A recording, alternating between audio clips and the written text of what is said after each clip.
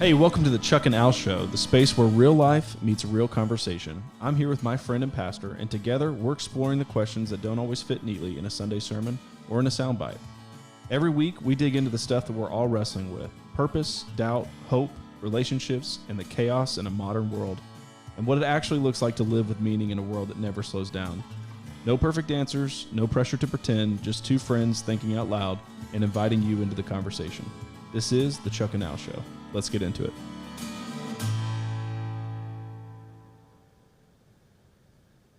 I lost all my YouTube video I was filming of the bathroom remodel.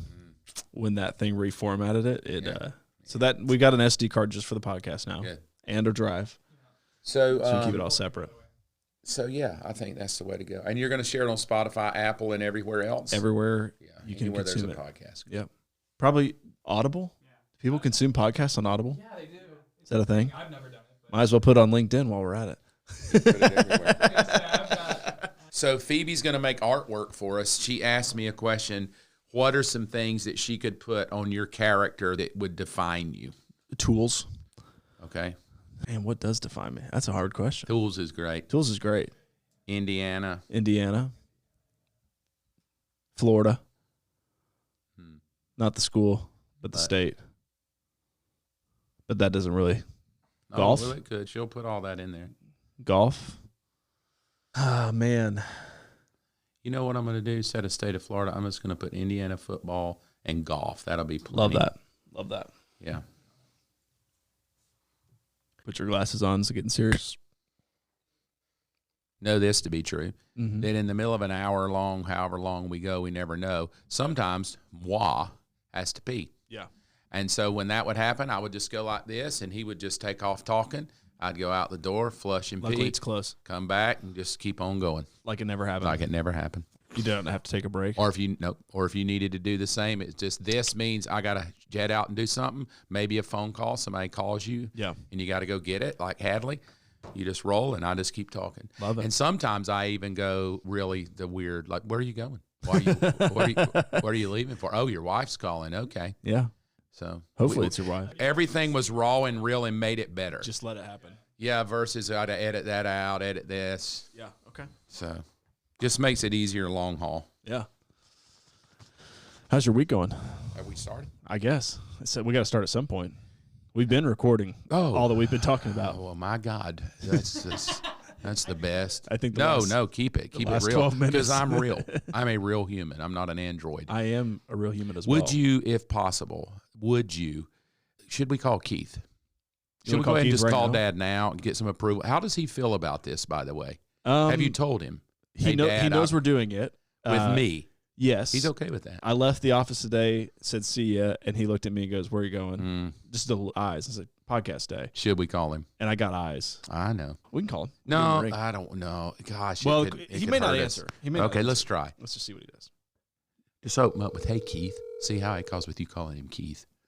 Well, I do it at work. Oh, okay. Oh. Hi. You've reached the cell phone of Keith Van Wy. Let's listen to it. I'm sorry I can't take your call right now. Please leave me a message. Thanks. He sounds so professional. How many times do you think it took him to record that? Van Wy, Van Way. I call you Van Way. Van Wy. Actually. It's Van Wy. It is. See, but I don't correct. My hand. I'm so sorry. Nice to meet you. I have called you Van Way. Yep. For the whole. How long have I known you? A year? Over a year and a half. Over a year and a half. Yeah. Why didn't you tell me? I mean, if you had been calling me Mac for a year, should I? We got guests in the room. Should I just thumb up or thumb down? Should I or should I have not said, hey, my name's not Mac. My name's Mark. What do you think? Okay, but they both thumb up me like, you gotta understand. Why would you not correct me? You gotta understand. My whole life, no one has ever read my name and said, "Oh, that's Van Wy," because it's not spelled that way. No, it's not. And so, does your family struggle with spelling? I don't know about my ancestors, but it is something for Keith that's actually really. Oh, it was clear. He cares about it. It was clear. Yeah. He's like Keith Van Wy, and I was shocked. Does he not know his name? So, true story. I never corrected anyone through school. Why? It just never bothered me. Okay. It reads that way. That speaks volumes to your personality. I know you're talking to me. Can I guess your personality right now? That? You're easygoing. Yes. You're a peacekeeper. I am a peacekeeper. You love to help people, and you don't like creating tension. No, not a fan of tension. If I can help it. See, that speaks. I like to diffuse I tension. learned just by you saying I've never corrected anyone on my name tells me everything I need to know about you. Yeah. I'm also driver. Do you correct your wife when she's wrong? Is she wrong ever? No. Okay, good. That's a good answer. No. That's what we're rolling Do you with. like when people correct you? Depends on the context. Okay. I can be corrected. I take this is correction. going to be the funnest podcast I take ever. correction well. I feel like you're going to get your feelings hurt a lot. So I take correction well. Today's topic, you told me, and it's gonna. Here's what it's gonna do. Some people are gonna love you. Yep. Some people are going to hate you. Absolutely. Loathe you. Once this topic hits, you're gonna have lovers and haters. Are you okay with that, peacekeeper boy? Yes. You are. Yeah. Keith's calling us back. Answer. Okay. Here's Keith, ladies and gentlemen. Hey, Keith, you're on speaker in the podcast. Hey, great. How can I help? Yes, Keith, real quick, I will be, this is Mark, by the way. I found out today, I've known your son for a year and a half, and I found out today when he called you and we heard your voicemail that your actual name is Van Y, and he's never corrected me in a year and a half. He's let me call him Van Way. I have called you Keith Van Way, and he says, yeah, I just never correct people. And then I hear your voice speak your whole name, and I'm like, dude, why did not you ever tell me? Could you tell me why your son does not feel the need to correct people on the actual logistical? Can I answer before you answer? The answer he's going to say is, well, he wasn't raised that way. Thank you. Go ahead. What do you want to say to that? So the reality is our family, we're the only ones who pronounce it that way. When you pronounce it for other people and then they respond with, oh, Van Way, you kind of reach a point where, yeah, I'm just not going to fight you on that anymore. Now, it doesn't change how we say it, but there are some hills not worth dying on, and that is definitely one of them. Completely agree. Brilliant. Your wisdom is good. I want you to come on. It's not even my show. It's your son's show who has invited me on, and I told him that was a bad idea, but I would love you to come on. We'd like to have an episode where we bring you in for the podcast. To bring some balance. Yeah. Because we could probably we're going to get out of hand today. Maturity and wisdom. Yeah. If you think I have that to offer, my schedule's pretty full, guys. Oh, so, well, I do, Keith, assistant. because I'm a pastor and you have a CPA in finance. So, yeah, you're another level than me and Keaton. But hey, since you do work for me, I'd be happy to cut you loose on some work to make this happen. Well, that's certainly the impression you like to give everyone. So, well, it's good to set the tone. Later. It's good to set the tone. Yeah. All right. All right. Adios. Get back to work, please. Thank you. All right. Bye. What does it feel like to be able to tell your dad you work for me? It's a lot of fun. That would make me feel sick. It's a lot of fun. No, it's not. No. You know, our family, my family, I shouldn't say our family because our family would imply me and Hadley, but my family, sarcasm is our love language. Really? Oh, yeah. We're going to be 100%. best friends. So, do you go ahead and finish? So, like, growing up, you know, it was a battle of sarcasm. It was something that actually Hadley struggled with joining our family because she comes from a very non-sarcastic God family. help her. And she's like, why are y'all so mean to each other? It's no. like, no. We love each other. It's love. We just want to tell you the truth. It is love. And sometimes it has to hurt. Mm-hmm. You know why my wife, we were going to do a podcast, and you know we'll never do a podcast. You want to know why? Why is that? She said, I can't do a podcast with you. I said, why? I'm your husband. She said, no, I can't handle your humor. I just don't want to do that. It aggravates me. And I'm like, well, it's just me. And then she said, well, I'll do a podcast. I said, well, you're analytical.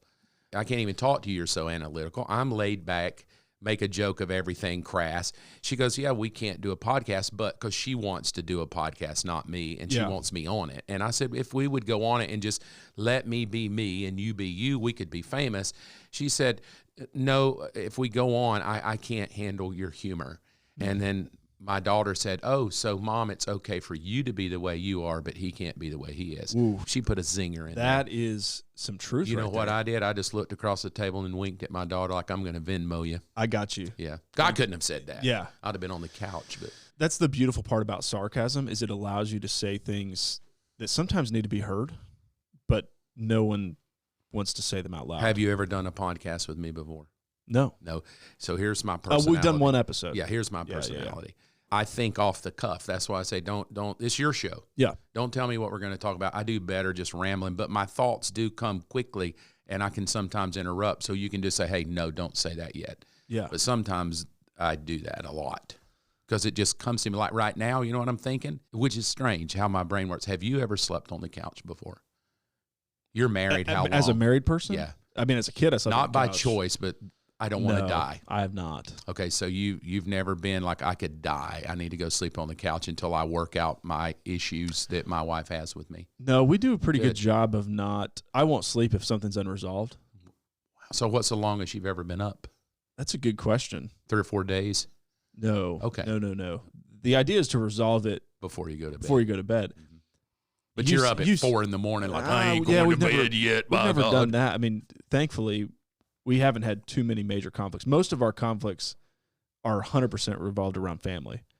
I don't think anyone really prepares you for the fact that when you get married, you're assuming someone else's family and the way they are. Welcome to the world. And your version of normal is not their version of normal. And I think I'm the most normal person on the planet. And then you get married and you're like, you're not normal. You know, I'm normal. You know what? How old I am? I'm almost 61. You know what's best about me? I already just know I'm not the normal one. And it's so much better. I'm just like, no, I'm not the normal one. It's you that's normal. And that just makes for such a better life. It's my fault, honey. I'm so sorry. I wonder what Brian would say about that. I don't know, but Because I don't feel like you're doing yourself justice. we'll talk about that later. You're trying to suck me into some psychological warfare. But let me ask you this question. Brian, if you're Do listening. you think Jesus ever went around going, my name's Yeshua, not Jesus? Probably not. You don't think he had to correct people? No. It's Yahweh. I'm Emmanuel. He had like 9 names. Do you think he was confused? He was Emmanuel. He was Yeshua. He was Yahweh.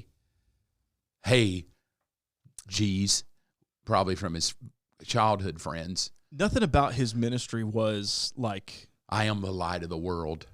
Do you think it was hard being his friend growing up? growing up as a kid. Mm-hmm. Do you think he ever uses Jesus powers growing up? Like we're playing soccer. I don't know if they played soccer in the Middle East, but they did slingshots. That's a good question. You think he ever spoke to the rock, like hit the target? You'd have to think that at some point he would have, I don't want to say realized, as a baby, do you think he realized That's his not power what we're then? talking about today. No, I'm just I saying. can't. See, I'm I'm just- taking over. Well, I cannot take over. I'm so hold on, sorry. Hold on. At what point does he?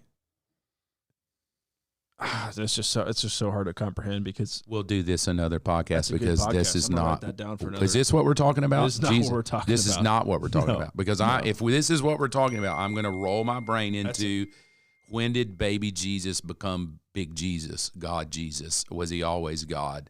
Did he turn into God? Was he God in the womb? That's a really good question. We're going to table that one because Okay. it's not what we're talking about today. Okay. I think what we want to talk about today is a lot more current issues. I called a friend this morning and I downloaded what I've been thinking. Yeah. He goes, "Oh, I got to call you back. We got to talk about this later. We Yeah. need him on the show." Yeah. So today is January 28th of 2026. And people may be asking real quick, why Chuck and Al? Because we've said that, but this is the second. You may want to rehearse Second episode of the Chuck and Al show. I mean, look, Al and Chuck doesn't sound right. It sounds awful. Sounds bad. Chuck and Al goes better. Chuck is your is your first name Charles? First name is Charles. First name is Charles. So we changed your name as well. So instead of Van Way, you're Chuck. Mm-hmm. And my middle name is Alan. Mm-hmm. So Chuck and Al show. And you chose Chuck and Al show. I did. Thank you. Yeah. Thanks for asking me to be on. Why me? You came to me about a month ago, sitting around a table with guys. Yep. Why did you choose me? Man, I feel like the conversations I have with you are very real and honest and also curious. You know, I don't want to talk to somebody and have a conversation where it's just like, hey, I know everything. Let me just download it to you so you can figure it out. And the way, even if, I mean, maybe you do know everything, right? But my guess is a podcast, if you had a weekly podcast with Elon Musk, it'd be really quiet. I would only listen. I'd just be would sitting never like, speak. what do you want to tell me? I'll just write down everything you know, download it to me. But a conversation is, I'm figuring this out. This is where I'm at, and it evolves. Do you know what I find to be true, though, as I watch Elon? If you just sat there and asked him nothing, he wouldn't be impressed with you at all. Not at all. It's the people that are going to challenge him to what he believes and then stretch him to think it through. I've only seen one time, and like I've watched him daily, but in all I've watched with him, I've only seen him one time where he paused for over like a minute and a half To think about an answer. What he has to say, and even said, "That's good." Mm. And then I thought, wow, maybe the person asking him the question is smarter than Elon. I don't know. So I'm always that way. I like smarter people. Yeah. And I like to challenge and talk, and because that's how you learn. And I like wisdom, and I think wisdom comes with age. It does. So, sitting around at a table with a bunch of 25 to 30-year-olds, it's probably pointless. I think I'm learning the older I get just to shut up, and people want to ask, I'll be glad to say something. Yeah. So, which is what I told you about your podcast. If you want me on, I don't mind. I'll come on and do whatever you want to help you. Yeah. So a creative outlet's important to me. And this seems like an easy way to do it without a ton of time suck. True. And also feels valuable.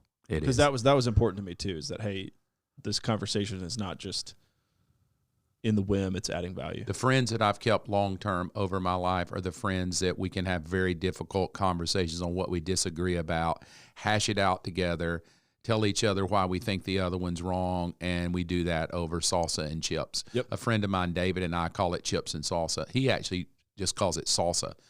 He says, I miss my time with Mark where we called it salsa. We go sit across, a Mexican restaurant, and we would have the hardest conversations about theology. And work it out. Sometimes no. Sometimes it's, I don't believe that. And he goes, I don't believe you. And we'd just, okay, great. We'll figure it out later. Yeah. I have people that are, that's been my whole life. I like those people around me because they challenge me to think deeper. I don't want everybody to agree with me. If everybody agrees with me, it makes me think, am I doing something wrong?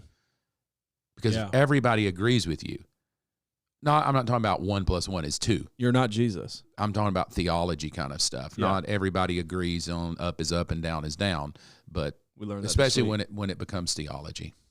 So, Yeah. So, the topic of today is, like you mentioned earlier, it will make some people hate us. It will make some people love us. Maybe it'll make us hate each other or love each other. I don't think I could ever hate you.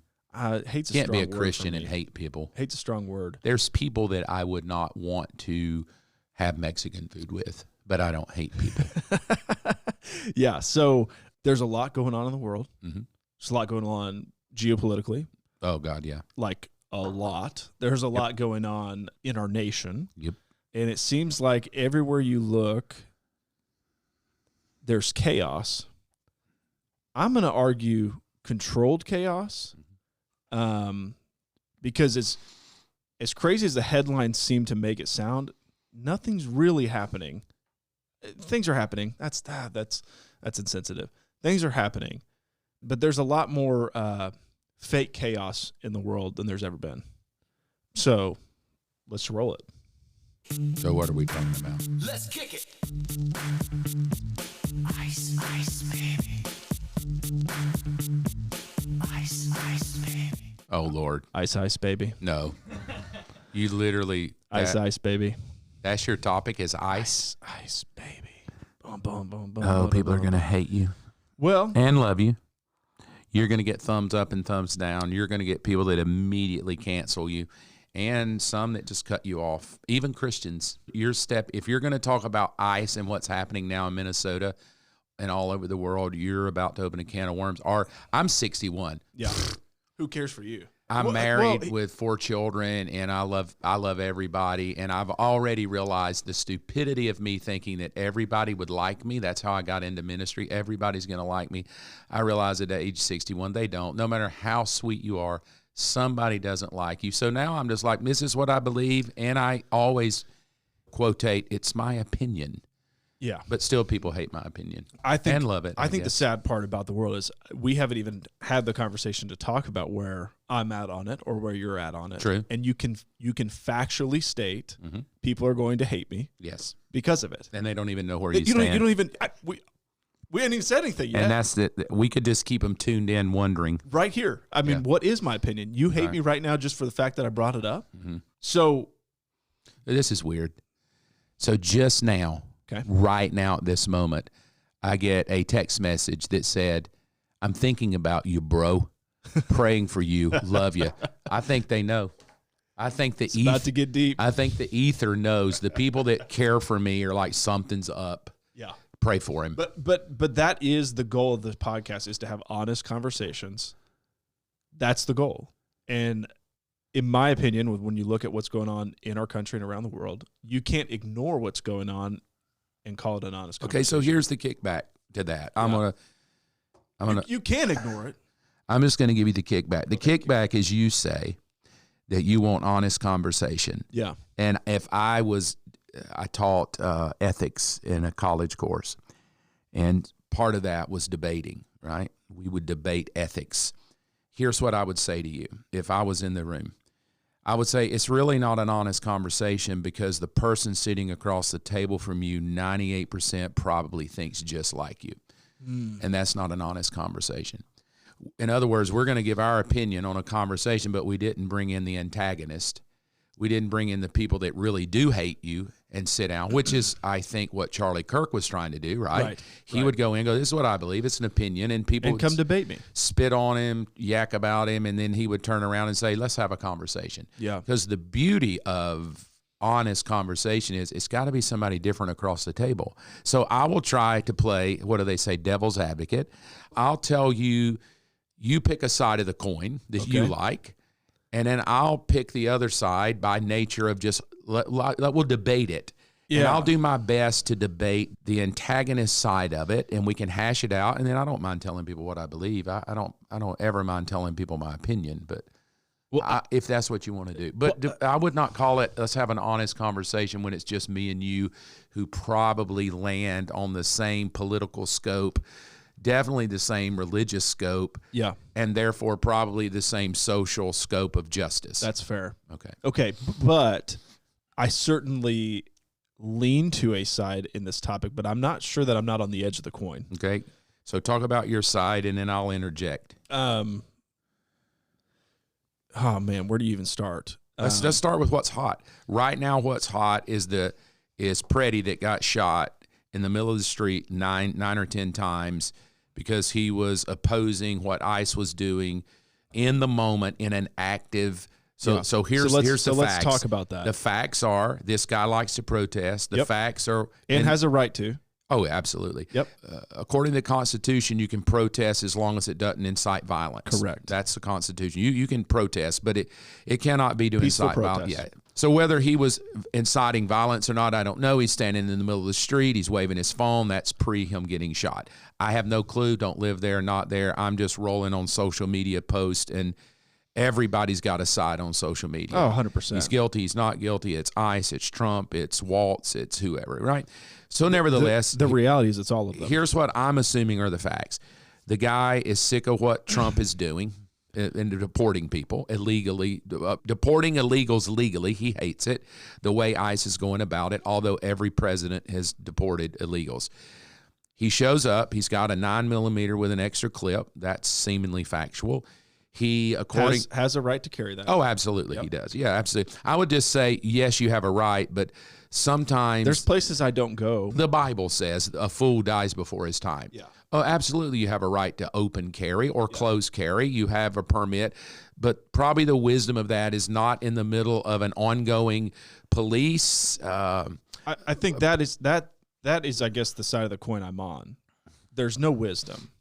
Well, of course there's no wisdom, because wisdom is maybe not take a Glock with me. That's just wisdom, not legal. Yep. Here's what I think. Wisdom's also maybe I don't buy the gun that's known to misfire on its own. True. It doesn't have a safety on it. Right. Well, what we would even normal police have complained safety that this is. Model has gone off. Yeah, that's all subjective. So the reality of it is, to me, there is the legal battle, which the cops are gonna win legally, because if you look at legal, constitutional, legal rights of a police officer to have any kind of suspicion of anything illegal, in the moment, in the heat of the moment. They don't get to rewind slow-mo.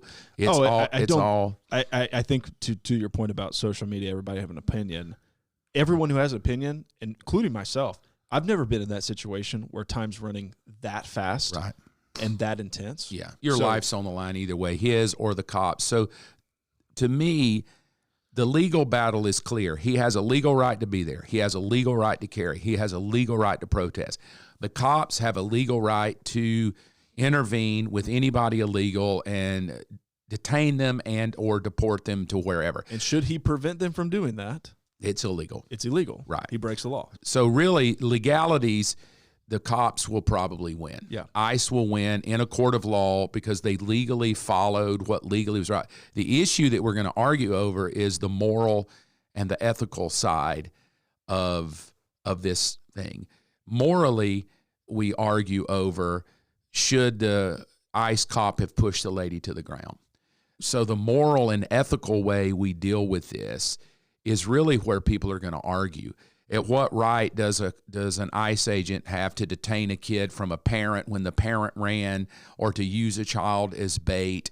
So it's the legal side that we've got to deport, and really nobody's going to argue that. Every Obama, Clinton, Trump has still not beat Obama in deportations. True. So that's what I'm fact. saying. Every president has, other than Biden, has said we've got to deport illegals. If you don't, you're saying the law doesn't matter. True. And that goes everywhere. Yes. If Trump comes out tomorrow and says, hey, you know what? This is just getting too hot. We're just going to let anyone who's illegal, you're now legal. Right. You just came out and said, hey, the law doesn't apply. Did you hear what Rand Paul said? I did not. Okay, Rand Paul made this comment. He said, look, here's how we could fix it quickly. He said, rather than coming into these communities to these illegals and saying to, let's say out of the illegals that are there, there's a big difference between a rapist, a murderer, illegal versus somebody that came across looking for a safe haven and a job. There's no denying. And I agree with that. And again, that's moral. There's a difference. Moral, ethical. Legal is you can't come across illegally. Legal is you broke the law. But moral and ethical are, this mom and dad came across running from a regime that was going to kill them, or drug cartels, and they're just looking for a home. And put myself in their shoes. It's worth the risk. It is worth the risk. 100%. Absolutely. But when Biden opens the borders to everybody, statistically, there's no way around it. You are going to inherit criminals, people that are coming here and will rape and pillage, and you can't lump them all together. The only thing you can lump together is the border. The border is the common denominator. Yep. The people coming across the border, the common denominator is illegally crossing our border. Yes. Which breaks the law. Right there. And there are good people. Yes. With kids that are looking with for good work, intentions. with good intentions, want to help us be a better country, do not mind working. In fact, may make better Americans than some Americans that they already have proven that in many ways. So the reality of that is these people coming across, what we'll do is we'll make everybody legal. So just come, and you're going to get a cell phone, and you're going to get a right to vote. You're going to get a social security number, which is why the left or the right, when they argue it, said Biden just freely opens the border, lets anybody in. There's no way to tell. Anybody can come in, and welcome to America. Now, the conspiracies are the reason Biden opened up freely is they want to flood the voting ranks with illegals who have, we would say illegal that they came across the wrong way. That's why they're illegal. Correct. And they would say, well, they did come across the wrong way, but we're going to go ahead and give you a cell phone. We're going to keep up with you. Give you some money. We're going to give you some money, and here's an ID, and then you please come vote. We'll take care of you, whatever. So the right walks in and says, look, we don't mind you coming here, but you're going to come legal. Correct. And you're not just going to vote randomly on a roster because you showed up illegally. You got to earn your right, right? And to make that point more clear, the sanctuary cities that most of these people went to are states that don't require an ID to vote. Absolutely true. These are facts. These Absolutely are not true. perceptions. So if you just go to illegal, that we're not going to talk moral, ethical. We're going to talk illegal. Here's what I would ask you. This is going to appeal to nobody except people that are old. If a Jew came to you in 1941, 42 and said to you, the Germans are deporting us, and what I hear is we're going to concentration camps to be burned, right? I need you to hide me. Now, hiding them is illegal. Yeah. Would you, because once you can answer this, you can begin to understand the battle. So It's so hard. So would you hide a mom with her child in your home to help them, knowing it's illegal by the government to do so? And if you get caught, you're getting deported yourself. You're losing your family. You're losing your house. You're losing your business. So think that through, because that did happen back in the 1940s. And so there were some people kicking people out. You got to go. And there's other people going, come here, we'll hide you. And it was. Well, it's so different to answer that question in retrospect, knowing what happened. Then good. Let's answer it today. Our neighborhood. We live in the same neighborhood, correct? Yep. Let's say in our neighborhood, you're a husband with a wife and children. I'm a husband with wife and children. And all of a sudden, somebody on our street that is not there, Yep. right? They're not there. They are a known convicted felon. They're a sex predator. They are illegal. They've raped 3 people already. We know who they are. And then the police come into our neighborhood. I'm not protecting them. They've been living in a home across the street, renting. Yep. The cops come in knowing that that is a man with a wife and a child, but they know he's here illegally. He's squatting in this home. He has no right to be in this home. He's raped 2 girls already, potentially murdered someone. Would you come and protest on the street? No. All right. Okay, true. So what happens is somebody from another neighborhood comes on your street in front of your house and begins to scream at the cops. This is wrong. You have no right. You're going to take this child away from this woman. You're going to take this child. What would you do as living in the neighborhood? Yeah. What would you say to the person on the street that doesn't live in your neighborhood, that is impending the cops in your neighborhood? So really, it's not the people across the street that's my problem. It's the people showing it's Pretty. up. Yeah. It's the guy that's not in my neighborhood showing up in my neighborhood to oppose an active investigation in my neighborhood, which is causing issues. Yeah. We do know illegal aliens are causing issues. That's facts. There's Not all of them. Lake and Riley. I mean, that's what I'm saying. Yeah. It's out there that illegal aliens that are, they're bad ones. They're good ones. They're bad ones. Good in the sense of moral, ethical. Bad in the sense of not legal. Yes. How would you respond right there? I think the first thing you got to understand is if I kill my wife, okay, and I'm the murderer, my kids are getting taken away. Mm-hmm. That's the law. Mm-hmm. And so that didn't change for me or for them. Mm-hmm. So when you break the law, whether you're from this country or not, Mm-hmm. there's consequences. Mm-hmm. How do I respond to the person standing in my driveway protesting the ICE? Mm-hmm. Hey, you need to leave. Mm-hmm. This isn't about you. But he says to you, I have every right to be here because it's freedom of speech. I can carry my Glock. I can do what I want to do. You can tell me to get out of your yard, but I'm going to stand on this street because I pay the same taxes you pay. I hate what they're doing. These people are rude. They're mean. They're deporting people that don't need to be deported. And then we say, well, the guy in the house, they say, is a rapist and a murderer. The last thing I do is go try to confront this guy. So see what I mean by moral ethical? Yeah. We don't have a legal problem. We have a way that you view it. I need the guy across the street out of my neighborhood. But I'm not going to change his mind. You're not. And we have the guy who's coming in from another neighborhood to try to protest cleaning your neighborhood up. Yeah. Right? So what I mean by that is it's unfixable. It's meant to be this way. It is unfixable for a reason. Tell me why that the way we're seeing this play out is unsolvable. Because you have to be on a side. Yes, you have to pick a side. And that's the problem. That's the problem. And each side is pouring gasoline on the fire. I guess that's where I said when we started, like, I'm kind of on the edge of the coin. Yeah. Right? Where I can There is no edge. You're going to have to pick. That's the way that's the way it works. There is no more edge. There is either right or left, and you have to pick a camp. If you sit neutral, you're just as cursed as someone who picks a side. You have to get in the fight. If you're to sit back and go, I'm just going to let this play out, man. Oh, well, then you're... Well, a lot of the world was that way when they deported the Jew. Yeah. Right? Like, oh, man, it's off me. This ain't me. Yeah. I got to protect my family. I got to protect my own. Yeah. Right? So every culture has Switzerland. Yep. I'm going to be a neutral. I'm not going to do anything. I'm going to keep my mouth shut, which I think for Christians is stupid because we have to begin to stand up. Now, here's the problem. Let's forget everybody else. Let's just talk Christians. The deal with Christians is some are like you. Dude, I'm protecting my house. Get out of my... I'm locking my doors. That dude in the street's an idiot.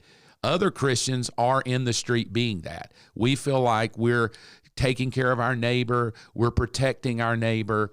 But I feel like if I go out to try to confront the dude in the street, I'm causing more harm than You good. are.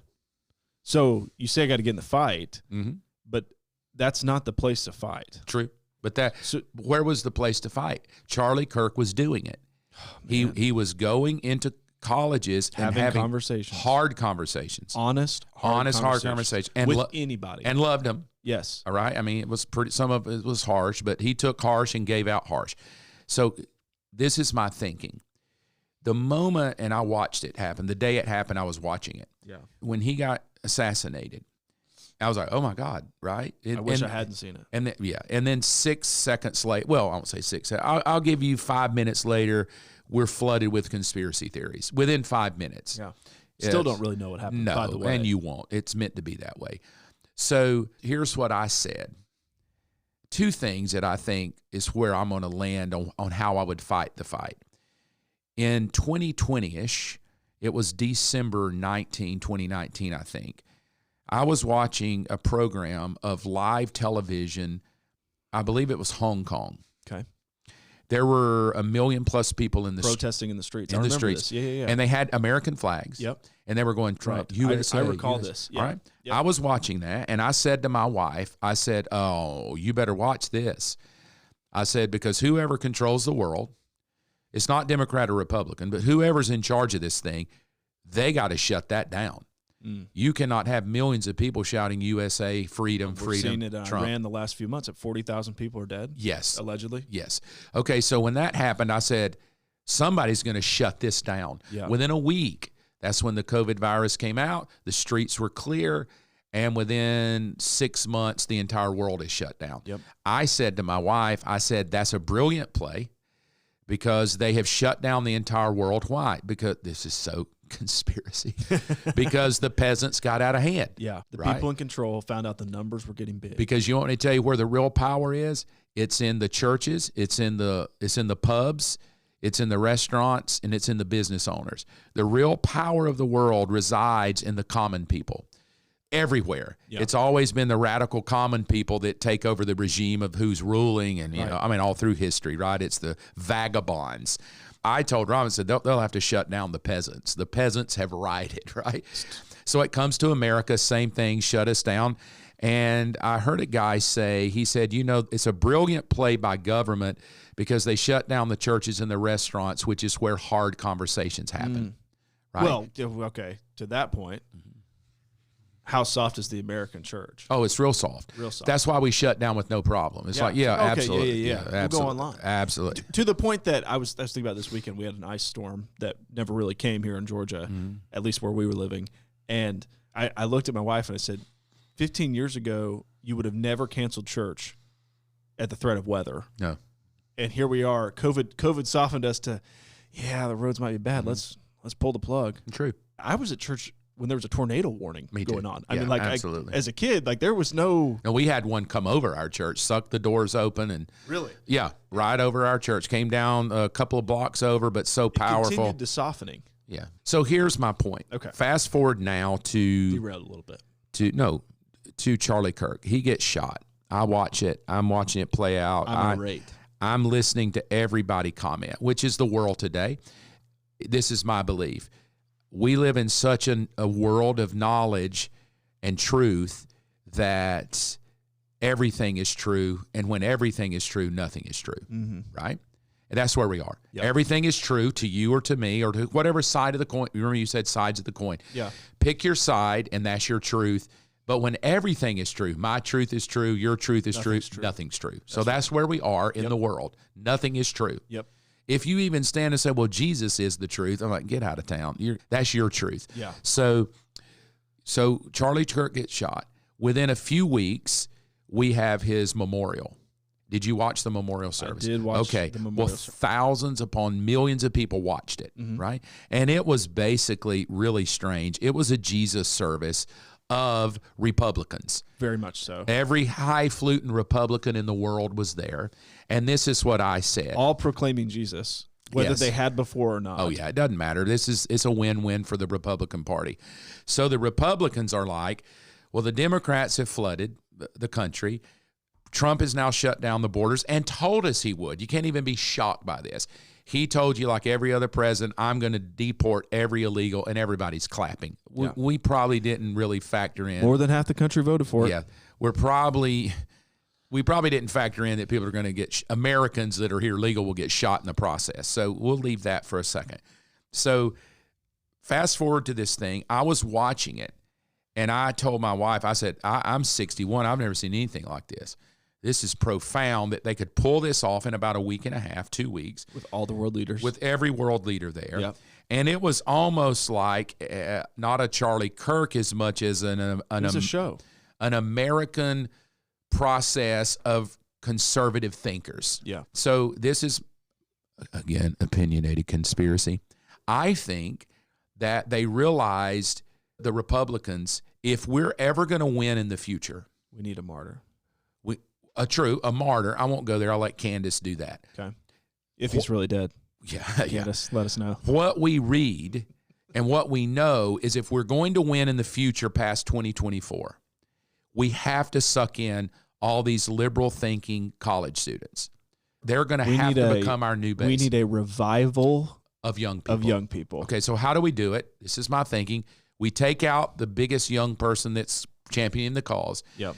And we flood and it worked. It worked. Within a month, we have MAGA campuses exploding everywhere. Yeah. Everybody wants to be involved. I tell my wife, I said, your daughter wanted to change her major. Yes. Right? It was to political science. Yes. So I'm watching it, and this is what I said. I said, okay, I got to devoid myself from every opinion, and I got to think logically here.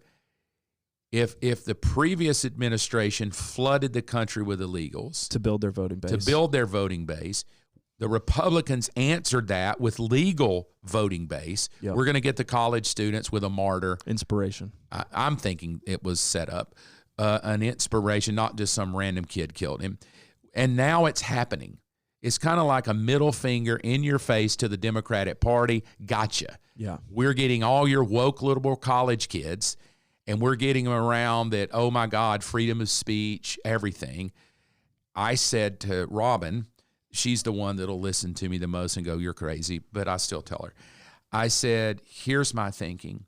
I said, just give it in a matter of time, and every young person that voted for Trump will soon begin to hate that they voted for him. They have to change the narrative. And within he's been in 2024, we're at 2026 going in, so 2 years almost. Yeah. Not even. No, it's like a year and 2 months. A year and 2 months. Yeah. Already ICE, which every president previous has had. Correct. We've all had. It's not some invention. It's not Space Force. He did not invent ICE. Yeah. It's been there. It's just the way you use them to get illegals out. Now what's happened? The Gulf of Mexico. It's happening. It's happening now. Yeah. Now these young college kids that were kind of on the coin like you. Yep. I'm kind of not that woke, but I'm liberal, but I'm not that conservative. I'm on the coin, but I'm going to lean conservative because I just watched the dude get shot, and I'm going to fight this fight of this big corporate giant. Fast forward into big corporate giant is now MAGA, Republicans, and I'm watching people get murdered on the street. And now what I'm hearing, this is legit, this isn't made up. Now what I'm getting, because I chat with various people and I've read text and I've seen posts, that the young people who are highly conservative are giving the middle finger to Trump, and this is what they're saying. I'm a highly conservative young person. And guess what? This is what's starting to happen. I hate what's being done to these illegals. I don't like the way Trump does it. I voted. They're even apologizing publicly on their social medias. I wish I would have never voted for Trump, and I read this the other day. Wow. You can count me out. I'm not ever voting again. Now, that is a brilliant play to take a group of young adults who are passionate about a conservative movement in America, and within less than 6 months, destroy it. I have destroyed the connection to conservative Republican by showing what the Republicans do to murder people in the streets, to kick illegals out. And I don't ever say rapists, murderers, illegals. I just lump the moms and the dads in. The good ones, the people that are here for legit reasons, still illegal but legit, or a legit reason of why they crossed. It's a beautiful play. I will go ahead and throw this to you. I give you another year, and you're going to see more and more young people going, I'm not going to vote. Well, it seemed I think they're going to tap out from voting. Wow. Which means the system You know wins. why? Yes, because the system has to win. Yeah. So the reality of it is, if I can get you to tap out voting, I don't need illegals. Because you just don't show up. I want just- to go on. I want to go on the record. I'm just not I'm going to going to continue to vote. I don't regret my vote for Donald Trump in the 2024 election, the 2020 election, or the 2016 election. Right. I just want the record to be shown there. AI can kill me later because of it. But because I think you always won. You have to reflect the alternative was worse. Period. So here's what. And I was already understanding, knowing that we were really heading into a successful year, that going into midterms, something would need to break out. Always. Something would need to break out. And how convenient that we're watching the Minnesota playbook that just happened 4 years ago. So I guess, am I upset and frustrated that guy's dead? Yeah, I am. I think it's tragic. But I also can sit here and say, I would have never put myself in that situation with those circumstances. Okay, maybe you showed up to the protest, but I wouldn't show up to the protest with a gun. There's just places you don't. Wisdom wasn't there. And then you're watching Minnesota get torn apart with all this fraud. So how convenient we now have a distraction away from Tim Walz, and how convenient because they don't care about people. He and really they really don't care about this guy because he's a white dude. So like he didn't really. So in my opinion, I'm looking at saying we're not even done. This is just the beginning of the next 8 months leading up to midterms. So nothing has made me as a young, strong conservative think, oh, I can't vote. If I'm discouraged that we have to play the game. Because the game they're playing and pretending they're innocent from is sitting in front of TV screens telling you to go out there and protest. Because, again, they do not care about you. They do not care about you. If you die, they don't care. Their kids are never going to die in those situations. They don't care about you. They're using you as pawns. And conversely, right, the federal side is, at one time it was comical. It's not very comical today, making posts and videos talking about how fun it was rounding these people up. I hate we have to play the game. If I'm worn out as a young person, I'm worn out knowing that the game is heating up and it's not going to cool down. So here's my thing to that. Wonderful. That sounds like I want to give you an offering. The reality of that is, I don't know. I don't look at your social media feed, but I would almost guarantee that most of your social media feed are people who agree with you, see it like you, the world like you. For personalities I follow, yes, but for friends and people I follow, no. Okay, so the key is that everybody in this fight right now with ICE, everybody's right. That's the way I have to approach the world we live in. There is no more right versus wrong. Everybody's right. It's my right proves you're wrong, and your right proves I'm wrong. It happened, you had me on here because I was a pastor. It happened because of the tree of knowledge of good and evil. The moment Adam and Eve ate it, we said, we're in charge of good and evil, not God. So all we're doing is every one of us are playing God. We're the ones that say what is right and wrong, and we're the ones that say what is good and evil. And God is like, I told y'all to stay away from that tree. Don't eat it. You ate it. Now y'all are in charge of good and evil. So you humans, in your own wisdom, Freedom's a trap. your own wisdom is going to determine what is right and what is wrong. And that's why I said there is no middle ground. You're either going to be good or evil. So what does the Bible say about the last days? Woe to them who call evil good and good evil. It already tells us it's going to be this way. And so the silly thing is to think, I'm going to get into this thing, quote, and win. What you have to do is get in on a side and go, based on, if you're a Christian, based on the wisdom of God and what I believe to be the legit wisdom of Scripture, I'm going to enter this fight this way to do what I do. Okay, so going down that line of thinking. There's going to be people right now that say, and they've told me, you cannot be a Christian and vote for Trump. I turned around and said, this was years ago, I said, please tell me how you can be a Christian and vote for Hillary. Or Kamala. Because Hillary believes in abortion, right? Or Joe. The Democrat Party adheres to abortion. And this was their exact words. God's greatest creation, Right. an absolute gift. And if you've never had a child and you stand on that side, you don't understand what that miracle of life is. So I said to them, they were in the church. I said to them, they were mad. There were about 8 people that left because I said I voted Republican. That was my only comment. I said since college I voted Republican, and about 8 families left, which I can't fix that. But in the conversation with one of them, they said, how could you vote for Donald Trump? And I said, well, how could you vote for Hillary? They said Hillary was our only option as a Christian. I said, really? Whoa. Explain that to me. They said, because Donald Trump doesn't believe in abortion and Hillary does. And I said, So yeah. hold on. They're using abortion as the reason. the reason Yes. that they should vote for her? Yes, because if we don't pass abortion, people are going to end. This is the exact words. If we don't have abortion rights, people will end up in back alleys using a coat hanger and do it themselves. And that was their reason why Hillary was the best vote, because she will allow abortions to happen, and they'll happen legally versus illegally, because even if it's illegal, people are going to do it anyway. They've missed the moral answer. They're See- trying to find legalism. See, that's my point. My point is this is a Both moral are wrong. This is a moral, ethical issue that Christians are jumping in, trying to argue politically and legally. And so it's very difficult. So their argument, just to make sure I understand this right, is if we do it legally, it's okay by God. Mhm. But if you do it in the back alley with a coat hanger, it's not okay by God. Yes, because legal is compassion. That was the word used.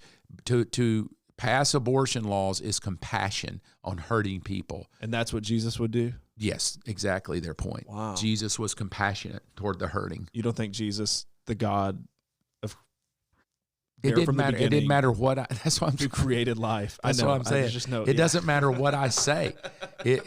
What I'm trying to say is it doesn't matter what I say, because everybody today approaches it with, I'm right. There is no pope in the Protestant movement. There is no final authority. Okay. Final authority is our own intuitive morals. So you said I can't say this, but I'm going to say it. Jesus is the truth. He is the truth, right? Mm-hmm. So there is truth Mm-hmm. out there. Mm-hmm. Would you disagree with that? No, not at all. He's the truth. But what I'm saying is I can bring somebody in the same room that will debate you for hours on how you're stupid to believe this. There's no empirical evidence. And then I can bring Wesley Huff to go, well, there is. And I can bring Bart Ehrman, I think's his name, and no, there's not. And we sit here and our ears bleed with 2 brilliant people who are so much smarter than you. One is arguing the true existence of God. The other is arguing no way. And they're both approaching it from the same book called the Bible. And both are right, and both have videos, and both have followers, and everybody's fighting this good and evil. And the worst thing we could all do to the system Is sit there. is to sit there. Pick a side. Jesus, get on a side. Oh, no. The Get worst hot or worst thing cold. we could do is come together and have a conversation. Because yes, that destroys that destroys the issue, because it makes us really have hard conversations of then what is wrong, what is evil. I would say abortion is evil. It is. I'm sorry. Okay, That's but- my truth. But the other side of the coin is no, it's compassion. I would say Okay. a cop murdering a guy on a road with his hand up going no is, I won't call it evil as much as I would say evil in the sense of he didn't use his training. I can go all day long on the Minnesota thing of what my opinion is. But at the end of the day, there's going to be people that go, serves him right. Shouldn't have been there. Shouldn't have got in it. Should have stayed home. Shouldn't have brought a gun to a cowboy fight. Should have stayed out of the way. Shouldn't have impeded the police. And then there's other people, I don't care what he did, man. Doesn't give you a right to shoot him. And therein is America. It's meant to be this way. If you can ever land your plane, this is the way it's going to go, and there's nothing you can do about it. But this is the first topic I can remember where I truly feel like they're both right. No. They're both right. They're both right within the sense of what they're going to pick to measure. I'm right. He shouldn't have been there. I'm right based on my measurements. This is what I'm measuring. One group says, I'm measuring legalities. He has a right to carry. I'm measuring wisdom. He shouldn't have been there and gotten himself involved. The other is measuring from, the cops shouldn't have been there. They should leave these people alone. Everybody approaches it at a ground level of a common denominator. My point is, I would challenge you with this. Today, there is no more common denominator. Everybody approaches the conversation within their own thinking of, I'm right, this is why I'm right, I have proof that I'm right, I can back it up. Now it's difficult to say I can back it up with audio or video because you never know anymore what's AI. So true. But sometimes to see it with your own eyes, which is what they're debating now, just look with your own eyes. He shot him 10 times for no reason, and everybody slows it down. But the reality is, this is so speculative. If you're a cop, you're probably going to approach it differently than if you're a nurse, than if you're a professor in a liberal college, than if you're some woke, liberal-minded thinker or some conservative 2A carry. Everybody's going to come to it with their own common denominator. Okay, so to that point, you started this with the church needs to get on a side and get in the fight. What side do you get on? Everybody's going to pick. Every church is going to pick. That's my point. There is no side. But you for think the it's church. important to get in the fight? Yes. Every church is, the liberals are going to get it, the LGBTQ churches, trans churches, the ones that are out there, they're all getting in the fight. They're fighting for LGBTQ rights. The Methodist Church is split within the last 5 years. Presbyterians have split. What did they split over? They split over, we think we're right. We're right to affirm LGBTQ and trans pastors and priests, and the conservative side said, no, we're right. This side said we're right because of culture in people's hearts and compassion of Jesus. He loves everybody. This side said this goes against historical documented Christianity. And so what do? They just split down the middle, and the Methodists are now conservative, But liberal. do you think that's a win? No. Well, because you said to get in the fight, and you said you're going to get in whatever fight you're going to get in. So is that really winning?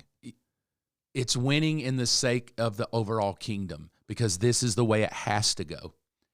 It has to go this way, because the way, biblically, the way the devil is going is to set himself up as God, is to rule the world as God, proclaim himself as God. And how do you do that? You have to start that everybody within themselves holds to their own truth. There is no truth. He's anti-Christ. Anti-Christ would mean this. He's anti-truth and he's anti-flesh, human. Yeah. Because Christ was God in the flesh, Word in the flesh. We've kind of talked about the rise of AI makes perfect sense. So you got the rise of AI. That's anti-flesh. Yep. That's brilliant. I'm smarter than what God created. Oh, absolutely. Yeah. He's got his own, I think, his own species of people in AI. It's logical, produced toward the future anyway, energy. Number 3, how can I proclaim myself as God when there's no truth of what is God? There is no objective truth anymore. It's all subjective. And I think that is because, this is what I believe, I truly believe this, but I tag it with, it's my opinion. I believe the tree of knowledge of good and evil that existed with Adam and Eve, and the tree of life that existed with Adam and Eve, has now been replanted in our world. Not as a tree per se, like, oh, wow, what a cool tree. Life, the tree of life, Jesus, is planted in the world with his church, right? Yep. We're the children of light. We're the people of life. We represent his life in me.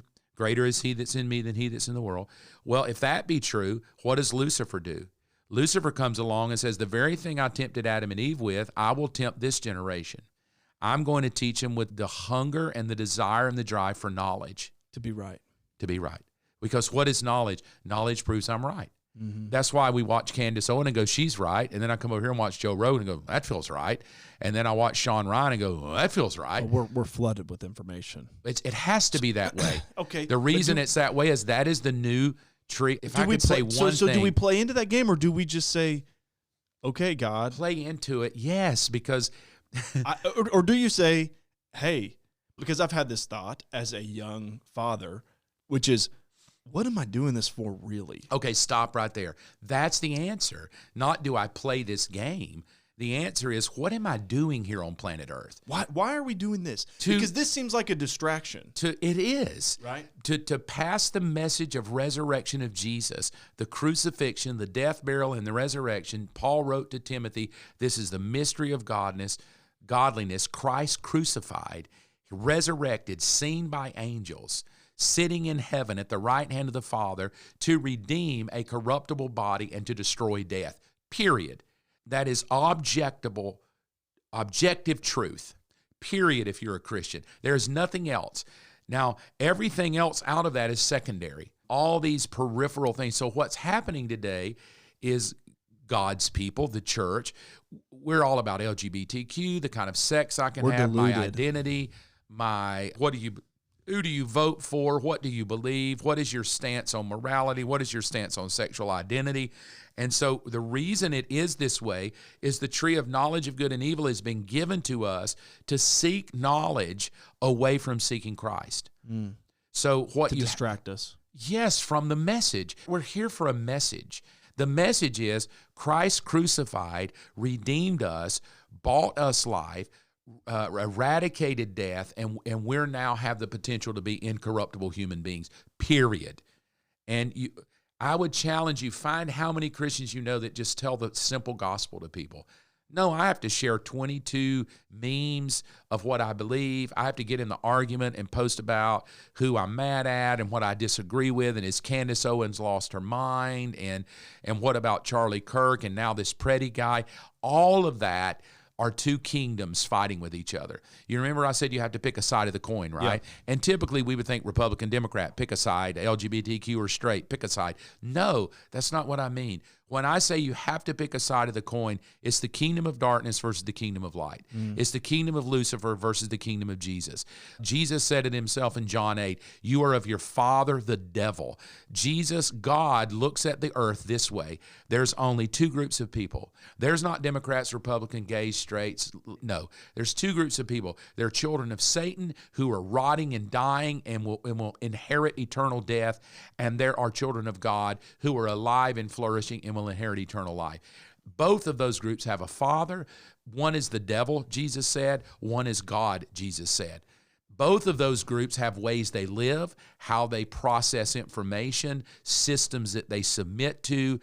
Now, the problem is when you have Christians who have been born again, who still live in the system of darkness of the devil with his beliefs, his cultures, his ways. Culture now which makes sense because he's the king of deception. He's the king of deception. And even says in the Bible, if he's blinded the minds.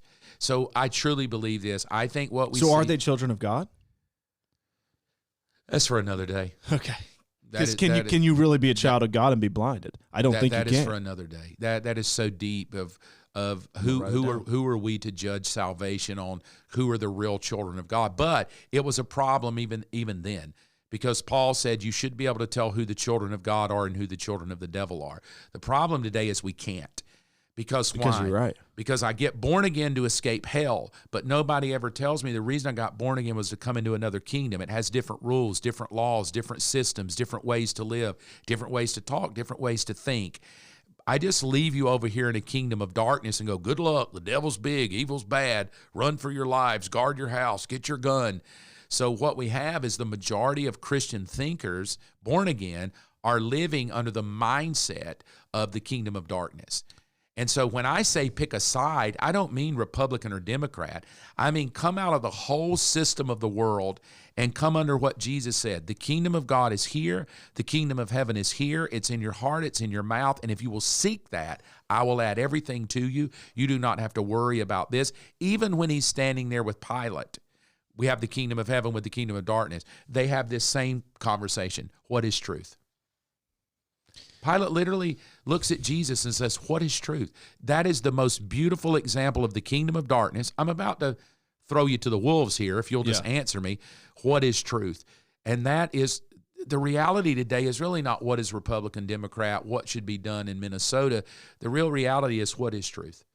Because everybody today runs their own truth. Everybody's right in their own mind. And Christians just sit here and go, I don't know, man. That ain't for me. I'm just going to sit here and smoke a cigar. So that's the fight we're getting into. The fight we're getting into is get in the kingdom of heaven. Right. Get under a different system. You don't own your money. You don't own your body. You don't own your life. You don't own your will. You are a servant and a slave of God Almighty. He tells you what to do, where to go, gives you the wisdom to do it. May say, sell your house, sell your car. You're working for my kingdom. I'm over here going, I'm a Christian. God, give me my better house. Give me a better car. Fix my back. Heal my knee. I'm like, yeah, that's not Christianity. Nor sticking your head in the sand and saying, No. I'm just going to pretend none of it's happening. So I think would that's the say if message. anybody's going to take this and listen, I would say rather than coming away with, is deporting illegals right or wrong? Did the guy getting shot right or wrong? Welcome to the world. Everybody's right. Everybody's wrong. Pick a side. Get on a side. That's the world we live in. But if you are a Christian and you claim Jesus Christ, it's about getting out of one kingdom translated into another. And that kingdom has to think differently, act differently, talk differently, live differently, give differently, dead to themselves, alive in God through Christ Jesus, living by faith, being what Paul wrote to Timothy, live in such a way that your life makes other people jealous of my kingdom. And I think the message you've also, what I've heard the message you've also told to the Big C church is pick a side. Mm-hmm. Not just the person, but to the church to say, hey, we've got to be bold and equip people for that. Because I think, to your point, we got saved to escape hell, and then we weren't given any tools to do anything with. So you got to equip people to say, hey, this is what this side does, without fear of the 8 people leaving. Paul even said it this way. It was it was like, dude, I don't know if they preach Jesus with good motives or bad motives. They just preach Jesus. The disciples said to Jesus, hey, there's some guys across town baptizing the wrong way. You want us to call down fire? He's like, no, dude, let them go. If they're not for us, they're against us. They're not against us, they're for us. Like, I think, listen, no matter how much you and I could debate, me and you are never going to change the LGBTQ church, ever. We would sit here all day long. LGBTQ pastors and trans, and we're going to change Presbyterian, Methodist, Episcopal. My cousin is an Episcopal priest up in New York. I could call him today. I'm not going to change him on, I don't think LGBTQ should pastor. It just is what it is. They're running hard after it. And all I'm saying is, while we debate, should a gay person be in ministry, we don't even preach Jesus. Him crucified. I hope they go to heaven. What I read in my scripture says God's not pleased with that, but they read the same Bible I do and say, no, God is. You're wrong, Mark. And I go, well, how could I be wrong? It's been this way for 2,000 years. Well, the reason you're wrong is we now interpret it this way and we're right. We're going to fight that. So I say, why am I going to argue over this?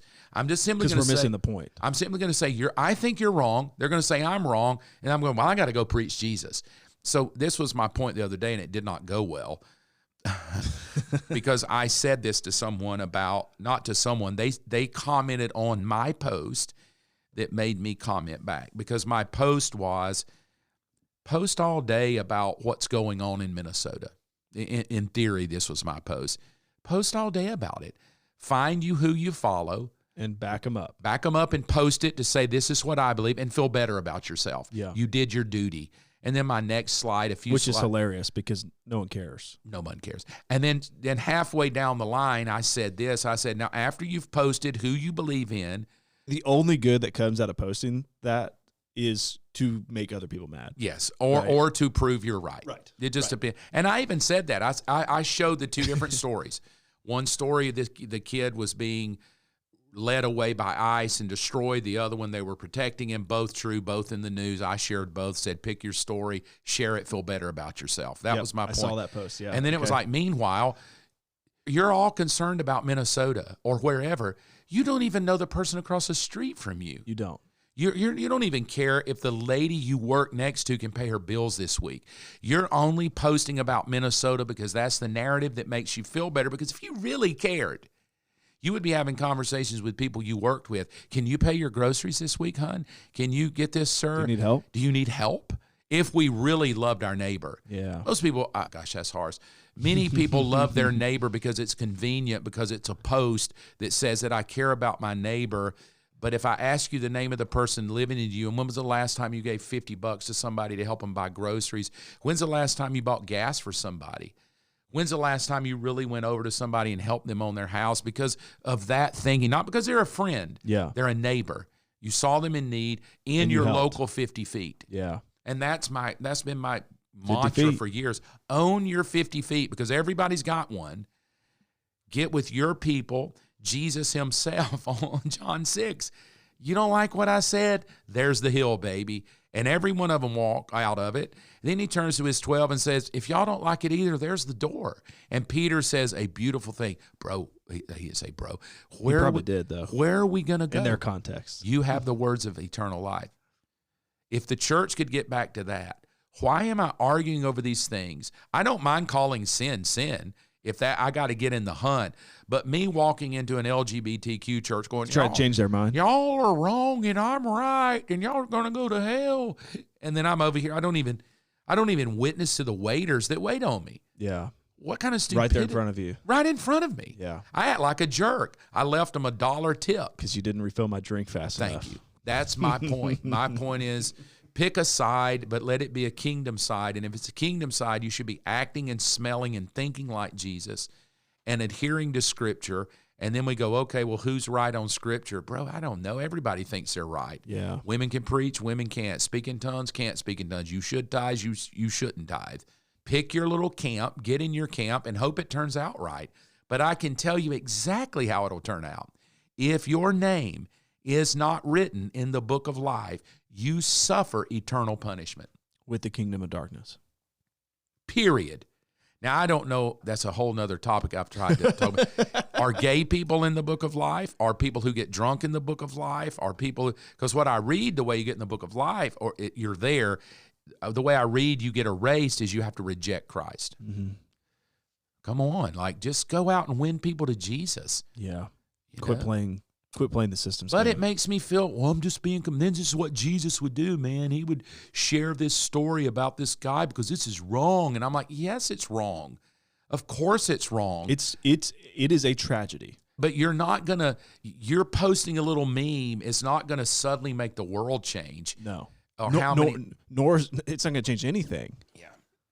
I will go back to it's meant to be this way. It's meant to divide us. It's meant to keep us in a kingdom of darkness, thinking we can change it. Get in the kingdom of light. Serve Jesus.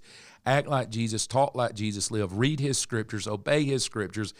Get with people, my opinion, who historically have done this, not who are brand new on the corner going, we got a new way, who historically have done, and then go live it and fight that. Yeah. Then I think you got something to say to people. I think other than that, it's just your opinion. Like, everybody's got one today. And a way to share it. And back it up. There's enough I told my mom this the other day, she's 86. There's enough knowledge in the world to back up anything I want to believe. Period.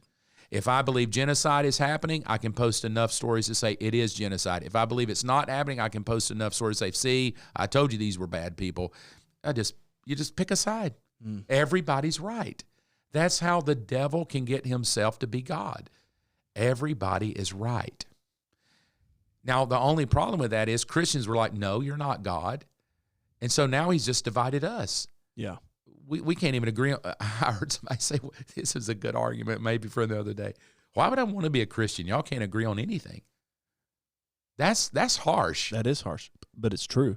Why would I want to be a Christian when y'all can't agree on anything? And so I have to go back to, mostly we agree that Jesus is God, he is Lord, God in the flesh, only begotten, Son of the living God, died, resurrected, at the right hand of the Father, coming in to give us eternal life.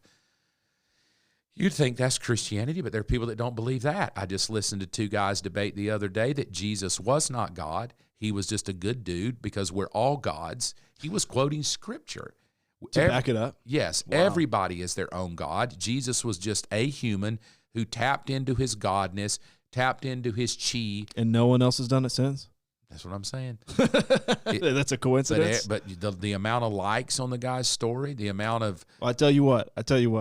Why don't you go hang on a cross? Let's call Keith. And tell everybody you're going to be resurrected in 3 days, and we'll see if it happens. Here's the best thing. I've heard somebody tell me that. I thought, dude, that's deep. It was shallow but deep. He said this. He said, everybody argues, why can a good God allow evil? He said, you might want to ask the other question. Why would God use evil to prove how good he is? Nobody would do that. God chose evil, punishing an innocent man of himself to take on the sins of other people when he's sinless. He used crucifixion, punishment, illegal activity. They trumped up charges against him. So God took an evil system to bring about something good. Only a real God could take evil against his own self and turn it into good. And people want to argue. Like, just go read the story of Christianity. We argue, well, God lets evil. This little kid got hurt. I'm like, okay, welcome to the broken world we live in. But God used evil to bring about something good against himself. Yeah. And you see that still today. Absolutely. There's no other religion that's attacked more. I feel like I need a donut and coffee now. Well, we're going to go take you to Waffle House and pump you up with some sugar because you got to preach tonight too. I do. So we'll leave it there. We'll close and pick up another one if you choose to come back. Yeah, I'm with you. And if you don't, we're going to continue to have this conversation. It's your show. And other conversations that are real and honest. I think that is the whole goal of this show. And people will love us. People will hate us. Yeah. Pick a side. Pick a side. Get in the fight. Yeah. That's the message. Yes. Get in the fight for Jesus. Right. And the eternal kingdom war. Yes. Not your subjective nuances that you think make you spiritual. Yeah. Well, there you have it, folks. We're going to leave you there, and we'll pick it up next week. Hey, Brian, if you're listening, thanks, Brian. Thanks, Brian.